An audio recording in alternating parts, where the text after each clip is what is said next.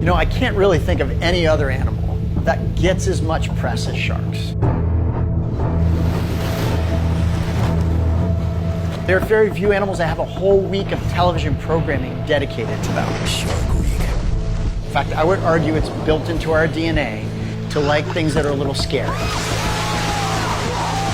It's been a challenge in terms of getting good science and good behavior information to the public to show them that the way they're portrayed in the movies isn't how sharks actually act.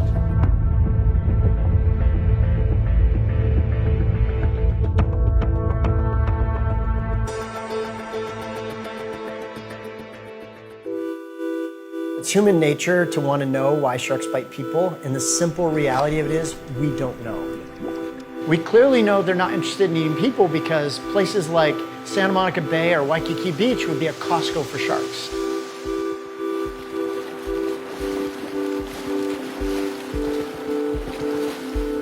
Southern California is known as a nursery for white sharks in the Northeast Pacific. One of the things that we've noted over the last 10 years is that the number of baby white sharks has been steadily rising.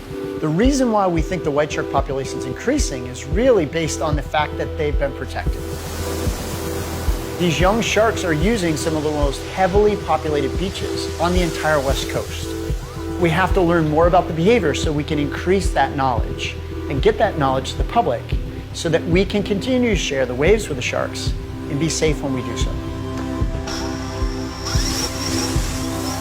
So by using drones, underwater cameras, smart tags, all these technologies combined together are enabling us to put together the world around the shark.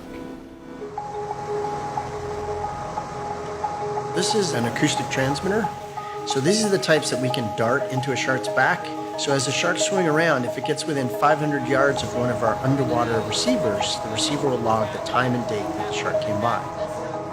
So all summer long, we've had a lot of activity. Now, all the sharks that are being sighted are what we call white sharks. They got a decent sized one down where the helicopters are right now. Our most successful method so far has been this dart tagging method, where we either tag sharks from a boat or we tag them from a jet ski. One of the things that we're learning is that the sharks are getting actually more savvy. They're getting more difficult to approach from the boat. In addition, the visibility in the water here is not very good. So the sharks only have to go about 2 feet beneath the surface and we can no longer spot them.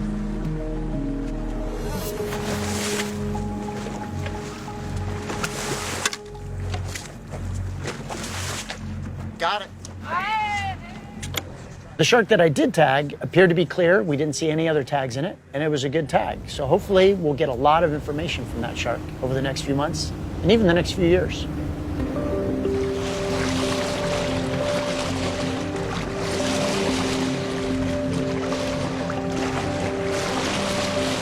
This is one of the devices that's out listening for sharks all the time. This is the hydrophone. This is the actual listening part, and then the computer part's in here.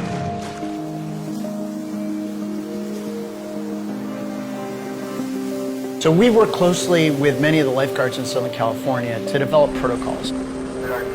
Sharks over 8 feet, there's a good chance that it is a white shark. Larger sharks are more likely to approach people than the smaller ones. So therefore, if a shark is confirmed shark sighting of over 8 feet, lifeguards may elect to pull people out of the water. The Orange County Sheriff's Department. Please be advised that this area is heavily populated at the moment with large great white sharks. Please do not enter the water. If the water visibility is really poor and there are notices of sharks being in the areas, that's when accidents may happen. It may be that they're mistaking them for their normal prey. Because visibility is poor, the other possibility is sharks are biting people for defensive reasons. Every animal has a personal space. If you get in a shark's personal space and you don't even know the shark's there, and the shark's warning and warning and warning, finally it says, okay, I warned you, comes over, takes a bite, the person leaves the area, problem solved for the shark.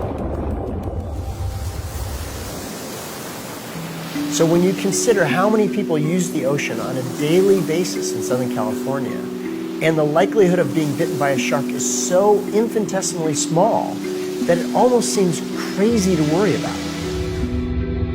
I always relate your chances of being bit by a shark are the same likelihoods of winning the Powerball. It's that small.